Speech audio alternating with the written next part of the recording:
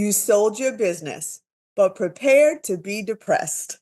Today, we're talking with Jerome Myers, who's the founder of Exit to Excellence. After exiting a $20 million business that he built, he now helps other founders with business exit. Thanks for being with me, Jerome. It's so good to be with you. Thank you for inviting me on. So many founders dream of selling their business, but the reality often feels hollow. Why do so many end up feeling regret even after a successful exit? Well, most founders underestimate their emotional attachment to their business identity. They focus intensely on the financial aspects, but neglect the deeper emotional and psychological impacts. When the deal closes, they're only left with uncertainty, identity loss, isolation, and regret because they've never considered who they are without their business. And that, for me, is the biggest challenge that people have to overcome. And it's why 75% of founders who exit regret selling their business after a year. So you talk about something called the founder's exit paradox. What is it, and why do even the most successful leaders fall into it? The founder's exit paradox is a hidden reality that even when a founder achieves financial success from their exit, they still feel profound loss, confusion, and emptiness afterwards. Think about it. You just won the proverbial lottery. You got more time than you've ever had, but you feel sad. And this happens for every founder that we've ever encountered. They have this great sense of loss. So you've achieved the dream, but it doesn't fulfill you. And you didn't expect, anticipate, or even fathom that you would have the psychological toll of detaching your identity from the business. And for founders of family businesses, are there any added layers of complexity emotionally or structurally when it comes to the succession and the exit? Absolutely. Family businesses often blend personal relationships and emotion with business decisions. And that's an added layer of complexity, like different visions for the future, navigating fairness in the succession planning, and whatever other family dynamics are incorporated into the running of the business. I think you guys dig into this a lot at familybusiness.org. These unique factors can amplify the emotional challenges that create the structural conflicts, especially if the founder's intentions aren't clearly communicated and if they don't have a clear idea of what they're going to do next, right? What we find is the patriarch or the matriarch tends to meddle in the business, even when they move it down to the next level, if they don't have their next thing lined up. So, what are the real risks, both to the business and to the founder, if an exit isn't planned with intention? So I was in a head on accident back in 2005 with a dump truck. I didn't know where I was going. And um, while I was trying to find a barber shop, a dump truck across the center line hit me head on, right? I was trapped in the car for a few hours, got medevac, got after getting cut out of the car. And the lesson that I took away from that is if you don't know where you're going, you're not going to like where you end up. And so this is the model for what I consider to be intentional planning. Because for founders who don't have an intentional exit plan, it's like getting hit head on. Things break, including your bones, your identity is gone. And so you risk all types of things, reducing the value of the business, risking the continuity of the business. And then there's the personal stuff, right? The identity crisis, financial insecurity, relationship strains, anxiety, and then really that deep sense of loss. And so ultimately, they may struggle deeply to find meaning and purpose after the sell. And that for us is why we often say you want to exit to instead of exit from. Oh, I like that. So, when is the right time for a founder to start preparing for exit? And maybe what are some of the most overlooked steps? Yeah. So I would say that you want to prepare for an exit when you start the business. And that might sound ridiculous, but beginning with the end in mind is a concept that's been adopted since whenever he wrote that book a long, long time ago. I think everybody knows that book. So To be more practical, though, you want to start planning for your exit several years in advance of your anticipated seller transition. The reason why we say you want to start from day one, though, is because there are four things that could cause you to exit your business unexpectedly. That's burnout, divorce, disease, and death. And so if your business isn't exit ready and one of those things happens, you end up in that unintentional space that we just talked about in a previous question. We want to make sure that the person and the business are always ready to exit because you never know when that golden opportunity will come. As far as the overlooked steps, I would say that it's really tied into your personal goals beyond your financial outcomes, right? The financial advisor will help you put together your plan, but what does day to day life actually look like? The other thing is preparing for the emotional, psychological effects of the exit. Because no matter how strong you are going to feel something when the business that you've been working in for 10, 15, 20, you're going to feel something profound when you separate from that. I think the last thing is what we call the six centers of doubt. In the six centers of doubt, there's self image, relationship, work, health, prosperity, and significance. Those are the places, we call them buckets, that people struggle in when they're moving out of their business. And so if you think self image, who am I without the business? You think relationships, well, three out of the five people you spend the most time with are typically in your business. And so those folks are gone when you walk away.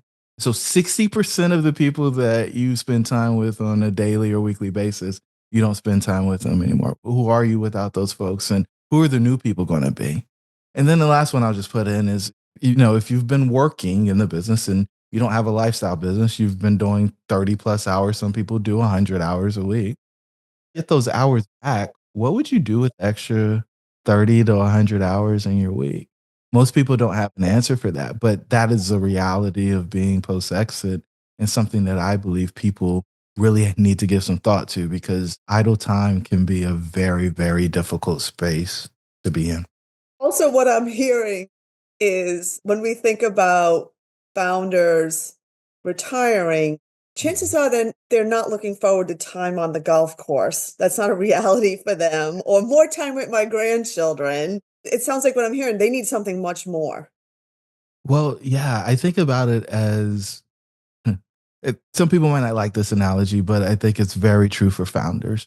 Uh, if you've got a large breed dog and you don't walk the dog, they start to dig holes or they start to chew on shoes. If you don't want to be digging holes in the garden that aren't needed, then you better find a way to take that energy off of the system. You've got to work the muscle. You've been doing it for so long, and just to think that you're just going to sit and watch the grandkids play, or you're just going to spend time in the garden, or you're going to golf all day, it doesn't last for much more than a month, maybe two. But we've never seen that be sustainable for a true founder. So, in your work, what have some maybe example of a founder who's found something? They've retired, they've sold, they found something interesting. What is some advice you give? I think one thing that's been really interesting is we had one person we were working with recently, and her daughter is a freshman in high school. And for the past 10 years, she worked on building a multi-practice dental firm. And she was like, I cannot do this anymore. I need to be available for my daughter. She went through a divorce before she went into the building phase. And she accumulated some significant net worth or some significant wealth. And she was like, I'm going to sell a couple of these off, and then that'll give me some freedom and, maybe a gap year or something like that. And so what she really wanted was a gap 4 years because she wanted to spend the time while her daughter was in high school being semi-retired. And retired is a scary word. So I'm going to say work optional. And so we were able to help her sell off multiple practices, take those proceeds, put them into alternative investments. And now she doesn't work in the practice at all. She just does the administrative stuff of being an owner. So looking at cash flows, that kind of thing. That's one meeting a week. And then the rest of the time, she's able to be a stay at home mom, in her words, So she's volunteering at the school. She's going to do workouts at 9 or 10 o'clock in the day. She's visiting with family and friends and other volunteer activities. And for her, she wanted to take basically a sabbatical. And so we were able to, one, take some money off the table, get that invested. Two, keep some income going because she kept the most profitable practice while selling the ones that weren't as profitable. And so she gets the residual from being the owner of that company. And then she actually gets to spend the time with family, which was the most important thing for her because she wanted to recreate or create a space that was super memorable and where she was extremely present for her daughter in this critical time. High schools can be really tough. I know middle school and high school are really tough for young ladies. And so she just wanted to be there to be able to support her. And then on the backside of that, she's got a bunch of different options. The money's invested. She did some owner financing. And so she can take that money and go buy some other practices if she wants to. She can go back and practice if she wants to. Like the whole goal was optionality with her. She wanted to be able to choose how she spent her time. And that's what we actually believe true wealth is you being able to do what you want to do with the time. That's the most precious resource. Oh, that's a great story. That's a really nice example. So, last question, final piece of advice for someone who's kind of thinking about, I need to start planning my exit. So, planning the exit is often an overwhelming feeling for somebody who's thinking about it. And what I would say is that you want somebody who's been down the road to walk that journey with you. And it's not your financial advisor, it's not your investment banker. It is somebody who actually cares about your post exit life looks like. We call it optimizing post exit fulfillment. You know, everybody that we know, except for the financial advisor, is incentivized for the transaction to close. And I probably will put the financial advisor in that bucket. You want somebody who's going to be by your side, who is going to guide you to what's in your best interest, not what's in the best interest of the transaction. Far too often, I see too many founders agree to work for the company that's buying them only to regret it and feel like they're in founder purgatory because they don't like the way the people are running the business. They don't ever want to go ask somebody to allow them to go on a trip or do an expense report. And they don't actually enjoy being in the confines of somebody else's decision making framework. And so um, you want to make sure that you're clear about what you want to do post exit. And if you don't have that figured out pre exit, you're going to exit into a void. And there's a bunch of people who are going to tell you what to do because you become a supporting character in their story instead of being the main character. Oh, this was so incredibly helpful, Jerome.